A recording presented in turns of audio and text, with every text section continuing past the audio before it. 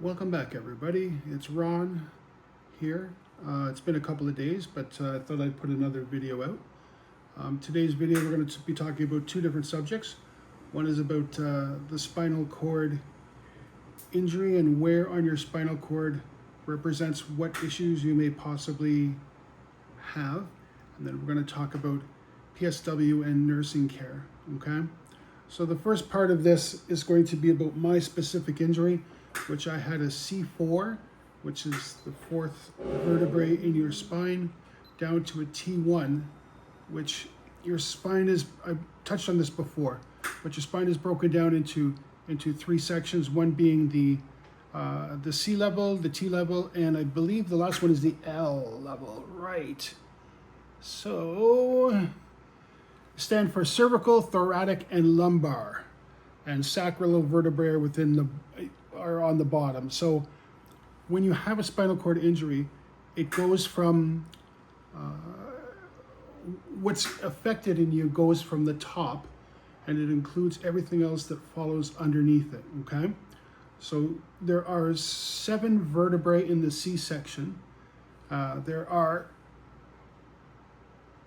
12 in the T section and 5 in the L section. My injury was at C4 to T1.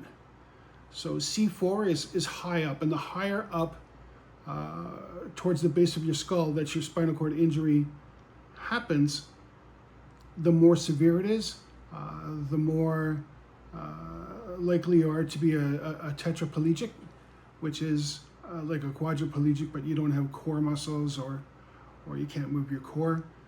So as I said, the higher up towards the base of your skull your injury is, the more damage it can be to your body. So I'm a C4. So according to my chart here, and I hate to be reading while I do this, but there's no way I could memorize all this stuff. C4 affects the neck muscles and the diaphragm. So one of the things that happened to me very early on after my injury was I was having trouble breathing. And it's kind of continued throughout my recovery process, where there are times where I just won't be able to catch my breath. That's usually when I'm lying down in bed and I'm lying down on too big of a tilt where my head is below my shoulders, or just sometimes when I'm just lying in bed, I'll just have trouble breathing. And it's because the diaphragm muscle was weakened because of my injury. Now, there are ways to strengthen your diaphragm muscle. One they call breath stacking, and the other one is I've got a little toy here that I use to assist with my breathing power. So I can breathe more deeply, and I can cough easier, and potentially if I was to vomit laying on my back, I would be able to expel that out of my mouth and not choke to death. So that is a pretty important one, a pretty important thing to work on, and I work on that pretty much at least a few times a week, just for 5 minutes or so, just to make sure that I've got the ability to expel phlegm and stuff if it comes up. So what's affected in me personally? Now this is not going to be everybody. One thing they say about spinal cord injuries are no two injuries are alike. Everyone is different because everybody is different. So if we go from my neck to my diaphragm, my shoulders, my elbows, my arms, wrists, hands, fingers, esophagus, heart, lungs, chest, esophagus, heart, lungs, chest, larynx, trachea, gallbladder, liver, diaphragm, stomach, pancreas, spleen, kidneys, small intestine, appendix, adrenal glands, small intestines, colon, uterus, which I don't have, colon, buttocks, large intestines, groin, reproductive organs, colon, thighs, knees, legs, and feet. So basically, everything from my neck down. So also, I don't have any feeling below my nipples down to the bottom of my body. Now I can feel certain things, like for example, if I feel like I have to go take a crap, I can feel that. I can feel the fullness inside. I can feel the fullness of my bladder before it before before it drains out through the catheter. Not all the time, but sometimes I can. I have a very limited amount of feeling on my left thigh, only being that it can feel warm or cold, and I'm sensitive to touch on the bottom of my left foot. Other than that, anything below my nipple is non-responsive. And then, as I said, everything that I listed off is affected from my spinal cord injury. So when somebody has a spinal cord injury like myself, it's not just the injury or the damage to the spinal cord. It's all the body systems that are affected below your injury level. So one of my banes of existence are bowels, being that I can't control them. I wear a brief or a pull-up, and unfortunately they don't make the Spider-Man or the Superman ones in my size. But it's something I have to wear, and I do have a catheter, a suprapubic catheter, which instead of going through the urethra, goes actually, there's a hole right above my pelvic bone, and the tube is inserted directly into the bladder. So it just expels out through the bladder when it's full into a bag either on my leg or into a bigger bag on the side of the bed. The one on my leg is smaller, basically holds about 1 liter. That's for your day-to-day usage, so you're not carrying around a big 2-liter bag with you everywhere you go in order to get that drained out. So that's a little bit about the spinal cord and how that works. And so by not having control of my bladder or my bowels or really anything, like it's really hard to say this, but when I wake up in the morning, I wake up in bed and I can't get out of bed, so I have to lie there until my nurse team comes. That's around 9 o'clock in the morning. Then we'll have breakfast and do a bowel treatment, which I'll explain a little bit later. Then we do a shower, and then we get out of bed into the chair after we get dressed, and then I'm in the chair for the rest of the day until 8:30 or so when they come and get me to put me back to bed. But during that time, the catheter bag is emptied a couple of times because the urine does tend to fill up the bag quite quickly.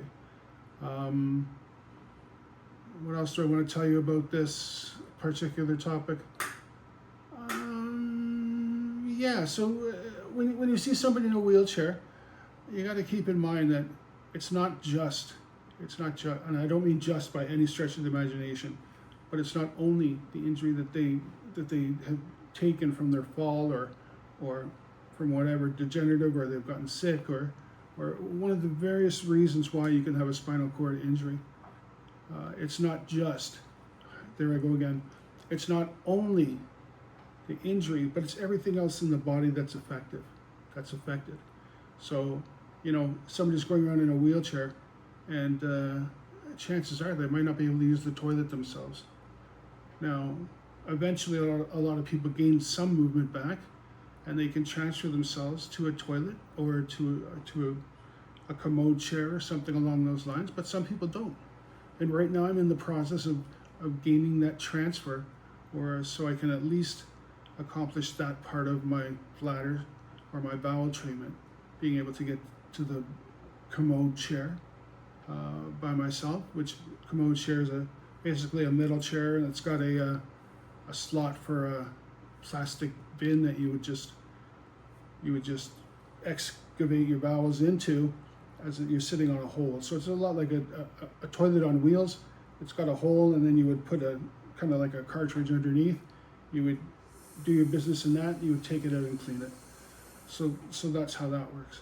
Okay, so the next topic is going to be PSWs and nurses. And PSWs and nurses. When you think about it, when you're in a position like myself and so many others, you're giving up the trust. everybody's used to being able to do what they want to do mostly when they want to do it, as in stand up, get a drink, go to the washroom, brush your hair, brush your teeth, go for a walk, have a smoke if you're a smoker, crack a beer, whatever your choice may be. The issue is when you're in a position like I'm in, you can't do that. Spontaneity tends to be not happen very often, I guess, for lack of a better term. Everything needs to be planned. So that's where your PSWs and your nurse comes in. I am lucky enough to have a very good team, a team that I trust, a team that I know will do the right thing by me, a team that I can leave money out, that I'm not afraid that they're going to take it, a team that will only do the best for me that they possibly can. They jokingly call me the boss. I guess I am in a way, but the team is awesome, because I need to count on these people to live, to make sure that my food is prepared mostly. My pills are prepared mostly. They take my vital signs. They do my bowel treatments. They do my showers. It's very difficult to give up all that trust to people, especially people who you don't know. When you're first involved in this, in the hospital, you don't know any of the staff, and then when you go into rehab, like I did at Lyndhurst, you don't know any of the people in there, and then when you come here to Bellwoods, a place like this, you don't know any of the people here, and then when you have your own personal team, provided by a third-party provider, you don't know the people then either. So it's always a matter of learning to trust more and more people in order to do the things that you need in order to be able to live your life. It's a very difficult thing to give to so many people, but there really is no choice. So the PSW specifically is responsible for cleaning, showering, preparing meals, things like that. And my nurse is responsible for making sure I take my medications and any kind of medical thing that needs to get done, including assisting with your bowel treatment and wound care and items like that. So I'm going to mention some of the people directly by name who have made a difference in my life over the past 475 days. I'm going to start with Irene at Lyndhurst. Top notch, probably the best PSW I've come across in my story so far. A lovely, lovely young woman who knows so much more than the PSW designation. She's a certified nurse in 2 different countries, neither of which are recognized by Canadian standards. But I can tell you for a fact that she knows more than most nurses that I've come across as well. So there was Irene, there was Maya, there was Heather, Jordan was one of the few guys that I felt comfortable doing all this stuff with. And these are people at Lyndhurst. And as far as the nurses go, there was Grace. Grace was brilliant. There was Gloria. There was just Dr. Zimic was the doctor who I had there, who was brilliant. Just so many people to name. Jamie, who is my PT, my physiotherapist there. I owe that guy a lot. He helped me come through a lot of shit. When I first met Jamie, I couldn't move.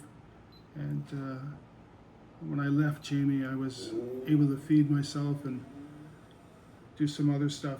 Also, a shout out to Monica, Monica and Colleen as my OTs. Top-notch people as well. I want to reiterate, there's been no bad people except, there's been a couple, but 99% of the people have been top-notch. Coming here to Bellwoods, my own personal staff, Miriam, Lulu, Kalpana, Lucy, Anna.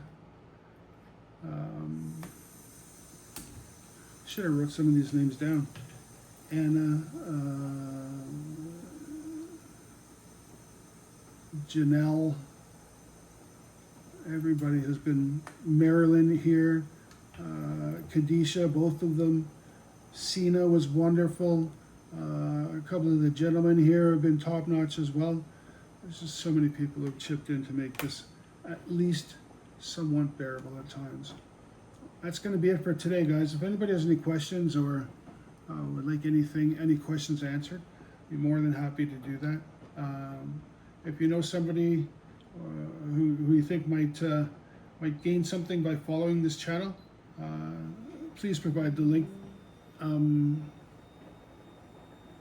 just trying to grow this to be able to talk to people about my journey and how my journey is different from most other journeys just because of my physical size. Just want to let people know that there are people out there who can help you through this. It's a tough go, but there's a community here, and they tend to take care of each other. So, all right, guys, that's it for now. Everybody have a great day, and we'll see you soon.